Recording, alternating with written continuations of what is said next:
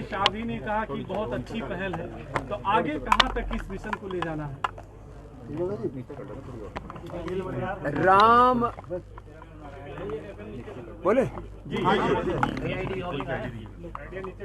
हर व्यक्ति के जीवन में राम का चरित्र, भगवान श्री राम की मर्यादा का अवतरण हो।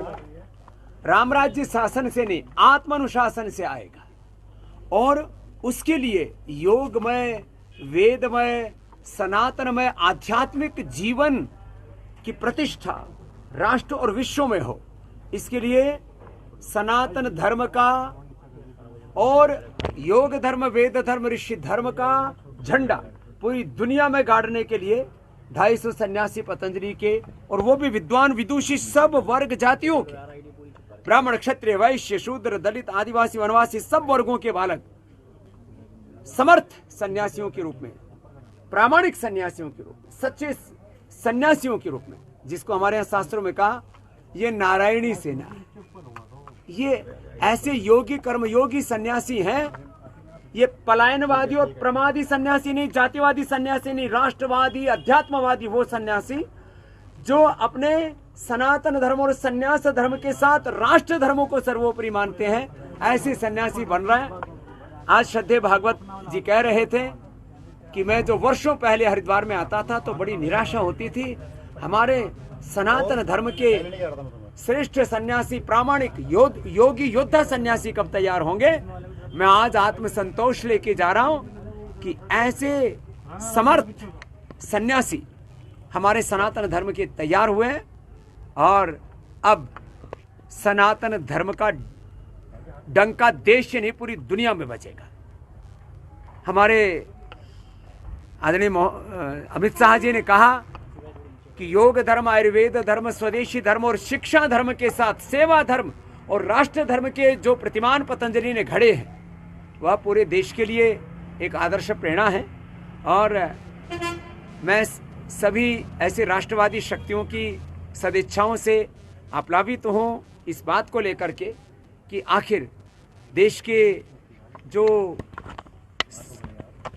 सात्विक शक्तियाँ हैं और जो इस समय जिनका देश में वर्चस्व है, ऐसे सांस्कृतिक राष्ट्रवाद के पुरोधा हमारे आदरणीय मोहन भागवत जी और हमारे सनातन धर्म के, हिंदुत्व के सबसे बड़े योद्धा और जिनके रोम रोम में हिंदुत्व बसा है, सनातन बसा है, श्रद्धेय अमित शाह जी, जिन्होंने 30 किलो के लगभग अपना वेट कम किया, अपनी पोती रुद्री को जो वेद, दर्शन, उपनिषद, भगवत गीता पढ़ाते हैं, उनको यह है कि मैं सनातन को जीता हूं। ऐसे सब सात्विक आत्माओं की संवेदनाएं, उनके शुभाशीष, उनके पाथे, उनका मार्गदर्शन मिला और हम अभिभूत हैं कि देश की सारी सात्विक शक्तियां पतंजलि के सन्यासी होने में गौरव अनुभव कर रही हैं। ये अलग बात है कि कुछ सनातन विरोधी,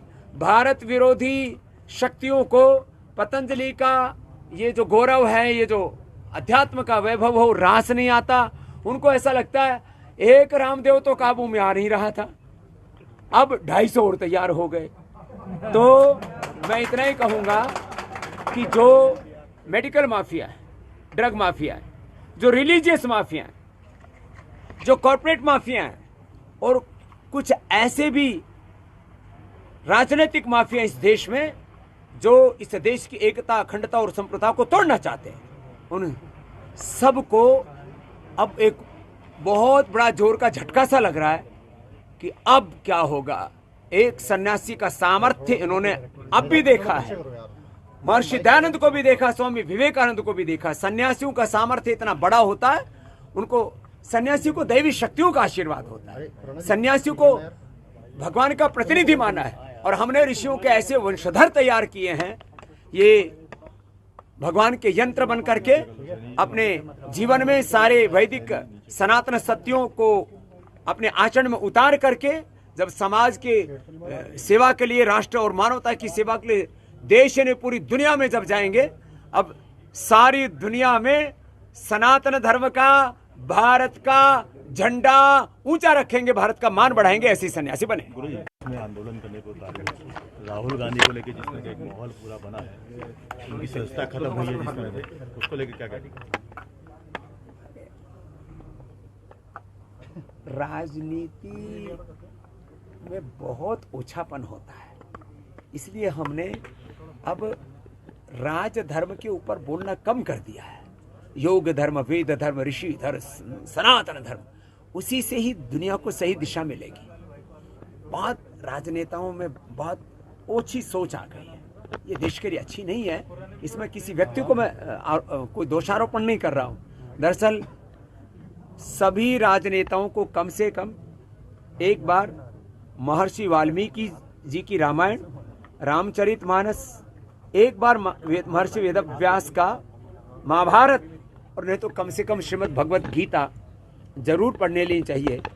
नहीं तो मैं देखता हूँ जिनका मानस ठीक नहीं है उनको रामचरितमानस में भी दोष नजर आते हैं। बौद्धिक दिवालियापन लोगों में हो गया है, ये ठीक नहीं है।